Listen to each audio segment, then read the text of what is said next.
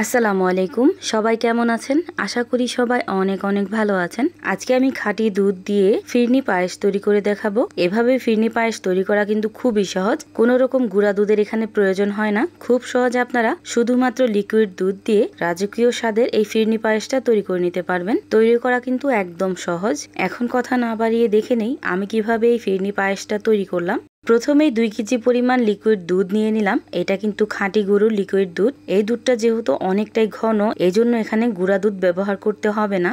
এখন এখানে দিয়ে দিলাম আমি 3টা এলাচি, দারচিনি, একটা তেজপাতা ছিঁড়ে দিয়ে দিলাম। দুধটা বলক করতে থাক। এদিকে আমি 1/3 কাপ পরিমাণ পোলার চাল নিয়ে নিছি। আর এই চালটাকে আমি খুব ভালোভাবে পানি দিয়ে ধুয়ে বেশি করে পানি দিয়ে সেদ্ধ করে নেব। দেখতেই পাচ্ছেন চালটা ফুটিয়ে নিছি আমি। চালটা ফুটিয়ে রান্না করতে কিন্তু অনেকটা কম সময় লাগে। এখানে কিন্তু আমি কোনো রকম লবণ ব্যবহার করি নাই, জাস্ট ভালোভাবে ধুয়ে বেশি করে পানি দিয়ে এইভাবে সেদ্ধ করে নিছি। এখন এই সেদ্ধ করা চালগুলো লিকুইড দুধের মধ্যে দিয়ে দিব।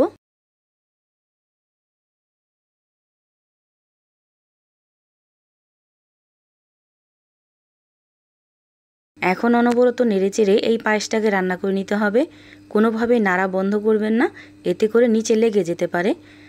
পায়েসটা যদি নিচে লেগে যায় ওই ক্ষেত্রে খেতে কিন্তু একদমই ভালো লাগে না, পোড়া পোড়া একটা গন্ধ আসে।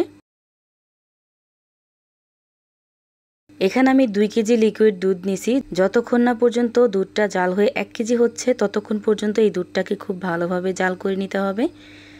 আর যত ভালোভাবে জাল হবে ততই কিন্তু পায়েসটা খেতে ভালো লাগবে। দেখতেই পাচ্ছেন জাল করতে করতে খুব ভালোভাবে কিন্তু দুধটা শুকিয়ে গেছে। এখনও কিন্তু এখানে আমি চিনি ব্যবহার করি নাই। এই পর্যায়ে এসে আমি খুব ভালোভাবে ডাল ঘুটনি দিয়ে এইভাবে একটু ঘুটে দেব। এতে করে আস্ত চালগুলো অর্ধেক ভেঙে যাবে। এই পর্যায়ে এসে 1 কাপ পরিমাণ চিনি দিয়ে দিলাম। 2 কেজি দুধের পায়েস তৈরি করার জন্য 1 কাপ চিনি যথেষ্ট। আপনারা চিনির পরিমাণ বেশি খেতে চাইলে বাড়িয়ে দিতে পারেন। যদি আপনারা মিডিয়াম মিষ্টি পছন্দ করেন তাহলে এই চিনিটা ঠিক আছে। আর যদি একটু বেশি চিনি ব্যবহার করতে চান বা বেশি মিষ্টি পছন্দ করেন ওই ক্ষেত্রে আরও 1/2 কাপ পরিমাণ চিনি এখানে ব্যবহার করবেন। এই পর্যায়ে এসে সামান্য পরিমাণ দিয়ে দিলাম লবণ। যারা মিষ্টি খাবারে লবণটা পছন্দ করেন তারাই এখানে লবণ ব্যবহার করবেন, যারা পছন্দ করেন না তারা এখানে স্কিপ করবেন। চিনিটা দেওয়ার পর কিন্তু অনেকটাই পাতলা হয়ে যাবে, কোনো সমস্যা নাই, জাল করতে করতে অনেকটা ঘন হয়ে যাবে। দিয়ে দিব 10 থেকে 15টার মতো কিশমিশ। পায়েসটা যত ভালোভাবে রান্না হবে ততই কিন্তু পায়েসটা খেতে ভালো লাগবে। এই জন্য অনবরত নেড়েচেড়ে এই পায়েসটাকে রান্না করে নিতে হবে। কোনোভাবে নাড়া বন্ধ করবেন না, নাড়া বন্ধ করলে নিচে লেগে যাবে।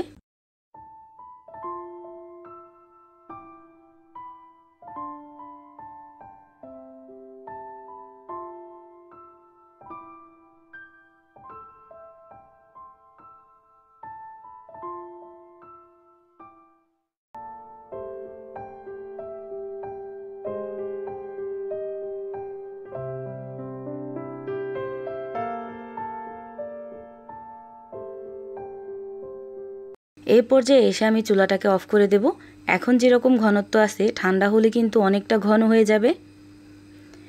এই তো আমি গরম গরম নামিয়ে নিছি। দেখতেই পাচ্ছেন পায়েসটা কীরকম হয়েছে। যখন নাকি একেবারে ঠান্ডা হয়ে যাবে তখন কিন্তু একদম জমাট বেঁধে যাবে। এখন গরম গরম পায়েসটাকে আপনাদেরকে একটু পরিবেশন করে দেখাচ্ছি যে কতটা পারফেক্ট হয়েছে। ডেকোরেশনের জন্য দিয়ে দিলাম উপর দিয়ে কাঠবাদাম কুচি, কিশমিশ, কাজু বাদাম আর দিয়ে দিলাম পেস্তা বাদাম কুচি।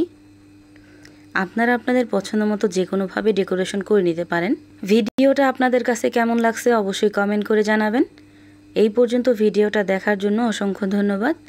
সবাই ভালো থাকবেন, সুস্থ থাকবেন। আল্লাহ হাফেজ।